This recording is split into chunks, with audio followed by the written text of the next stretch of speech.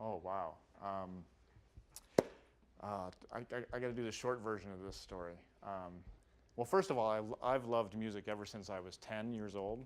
I went to music camp at Interlochen up in Michigan, and I remember sitting in the orchestra at age 10, and just my ears were blowing up. I was just like, this is the coolest thing ever, because I'd never played in an orchestra before. You know, violins and all that. I don't think I'd even seen them at that point. So I remember at age 10 being just very turned on to music in general. But like I said, I thought I was always going to be a trumpet player. And then I took this class one summer when I was about 24 years old. I'd never composed a note in my life. And the class was called Adventures in Bad Music. And what we did was we sat in a room like this and we talked about bad music. Like if I said to somebody, name a bad song, and you said, I hate Taylor Swift. She writes terrible music. But then I said to you, well, Taylor Swift sold 5 million copies last week. You know, who says that that's bad music? Long story short, our final assignment was to compose a bad piece of music. Okay? You could all try this sometime. Just write a bad piece of music. And I'd never written anything in my life, so I sat down at my desk. I wrote a trumpet duet for me and a friend of mine to play. We went into the class next day. We played our trumpet duet, and I'm putting my trumpet away, and somebody says, Jim, you failed that assignment. That was actually a really cool piece. So here I tried to write something bad, and then somebody told me it was cool and good. So that's when I started, the summer of 19... I won't tell you how old I am. Anyway, it was, so ever since that moment, I said, well, if I tried to write something bad and it turned out good, I'm going to try to write good music from now on. So I kind of got inspired in a backwards way. So here I am. Do you have any other pieces that were just inspired by random events in your life, like deep dish? Oh my gosh.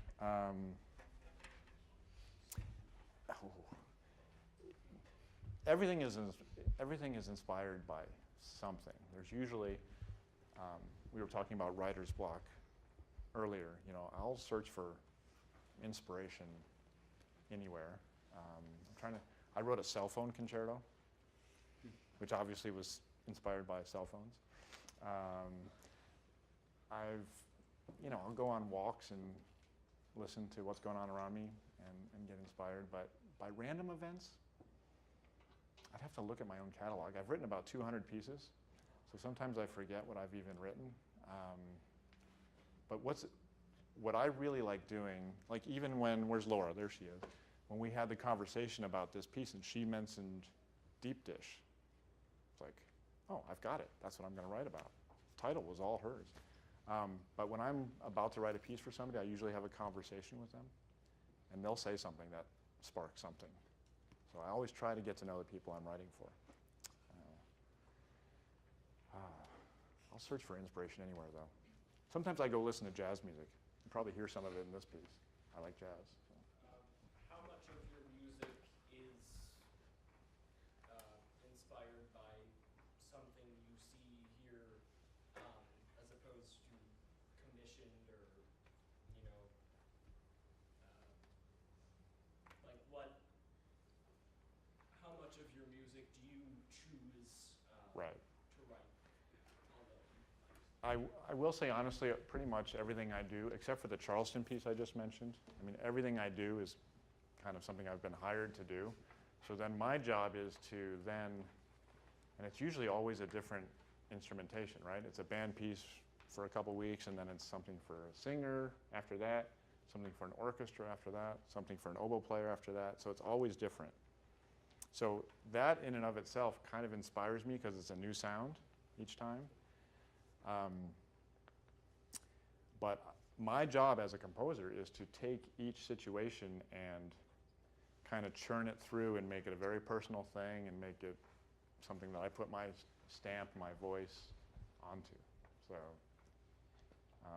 that's the fun part about it, right? Because there are a ton of band pieces out there, a ton of them. How does Jim Stephenson figure out how to make a band piece that sounds like Jim Stephenson? So that's the fun part, the challenge. Have you ever been inspired to write by one of your own pieces?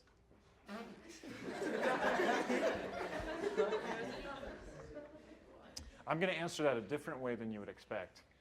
Sometimes I will borrow from myself. Um, Do you know what that means? Like if I've written let's say I wrote a piece 15 years ago for kind of a strange ensemble. Like just, it doesn't get played very much just because of that situation. It's, for banjo, flute, and tuba or something. And, they don't play that. So, but I wrote a really wonderful melody in that piece. Well, maybe I want that melody to be heard by other people. So I'll borrow that melody from that piece that I wrote 15 years ago and put it into a new piece that I'm working on, something like that. I figure since I wrote all of it, I should be allowed to do that, to steal from myself. So if you want to call that inspiration, we'll go with that. But I'll answer it also another way. I do go back and listen to my music quite often. And if I like what I wrote, that gives me inspiration to keep going and doing this, Sometimes I don't, and that gives me inspiration to get better.